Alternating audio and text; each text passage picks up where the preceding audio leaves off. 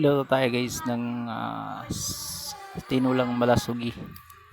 Kuha tayo ng tanglad. Lagyan natin ng talbos. Ito yung isda natin na lulutuin. Malasugi, bagong huli to. Pakula ko tubig, nilagyan ko na rin ng tanglad. Tsaka sibuyas. Sa kamatis. At tsaka luya para pampatanggal ang langsa. Asin. Para pag kumulo, lagay na natin yung isda.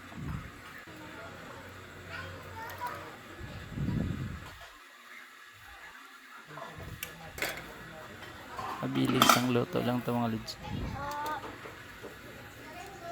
Lagay natin yung talbos. Wag mo lang namin lunukin mo bigla. Goods na ito mga lods. Ayos na. Bilis lang.